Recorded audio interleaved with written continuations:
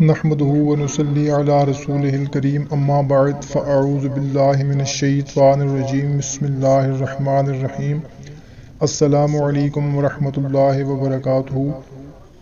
معزز خواتین و حضرات، آج میں آپ لوگوں کو رمضان المبارک کی 29ویں شب کا ایک خاص عمل بتانے لگا ہوں، ایک خاص وظیفہ بتانے لگا ہوں جو رزق کی برکت کے لیے بہت ہی مجرب عمل ہے۔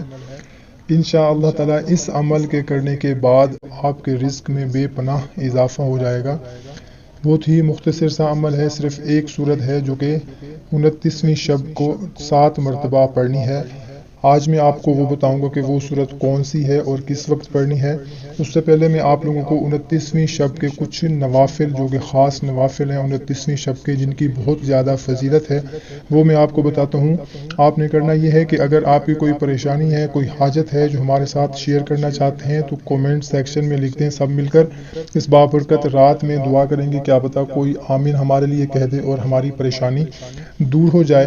تو آپ نے کرنا یہ ہے کہ پہلے 29ویں شب کو 4 رکعت نماز 2 سلام سے پڑھنی ہے، اور ہر رکعت میں فاتحہ سورت کے بعد قدر سورہ قدر جو ہے وہ ایک بار پڑھنی ہے، اور سورہ اخلاص 3 مرتبہ پڑھنی ہے، اور سلام پڑھنے کے بعد سورہ علم نشرح لک 70 مرتبہ آپ نے پڑھنی ہے۔ یہ نماز واسطے کامل ایمان کے بہت افضل ہے۔ انشاءاللہ تعالی اللہ تبارک و تعالی اس نماز کے پڑھنے والے کو دنیا سے مکمل ایمان کے ساتھ اٹھائے گا۔ بہت زیادہ فضیلت ہے اس نماز کی۔ اور رمضان المبارک کی 29ویں شب کو 4 رکعت نماز 2 سلام سے اس طرح سے پڑھنی ہے کہ ہر رکعت میں سورہ فاتحہ کے بعد سورہ قدر ایک مرتبہ پڑھنی ہے، اور سورہ اخلاص 5 مرتبہ پڑھنی ہے۔ پہلی جو میں نے 4 رکعت آپ کو بتائی تھی، اس میں سورہ فاتحہ کے بعد سورہ قدر ایک مرتبہ اور سورہ اخلاص 3 مرتبہ تھی۔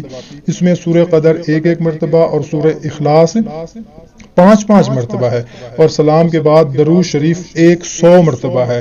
جو پہلے میں نے آپ کو نوافل بتائے ہیں، اس میں سورہ قدر ایک مرتبہ ہے، سورہ اخلاص 3 مرتبہ، اور سلام پھیرنے کے بعد سورہ علم نشرح لک 70 مرتبہ پڑھنی ہے اس نوافل میں۔ لیکن جو یہ نوافل آپ نے پڑھنے ہیں، بعد والے 4 نوافل، اس میں آپ نے سورہ فاتحہ کے بعد سورہ قدر ایک مرتبہ پڑھنی ہے، سورہ اخلاص 5 مرتبہ پڑھنی ہے، اور سلام پھیرنے کے بعد 100 مرتبہ آپ نے درود شریف پڑھنا ہے۔ انشاءاللہ تعالی اس نماز کے پڑھنے والے کو دربار خداوندی سے بخشش اور مغفرت عطا کی جائے گی انشاءاللہ تعالی۔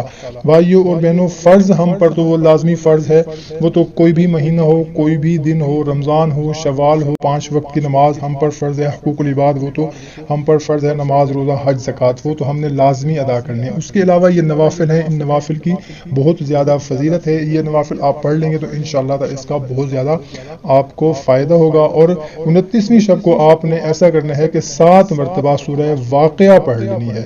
انشاءاللہ تعالی اس عمل کے کرنے سے سورہ واقعہ کو 7 مرتبہ پڑھنے کے بعد اپنے رزق سے متعلق جو بھی آپ کا مسئلہ ہے، قرض چڑھ گیا ہے، بے روزگاری ہے، رزق کی کمی ہے، کوئی نوکری نہیں ہے، کاروبار چلتا بند ہو گیا ہے، یا اس میں نقصان ہو رہا ہے، رزق سے متعلق آپ کا کوئی بھی مسئلہ ہے، پریشانی ہے، تو انشاءاللہ تعالی اس عمل کے کرنے کے بعد آپ کی رزق کی تنگی کا جو مسئلہ ہے وہ حل ہو جائے گا۔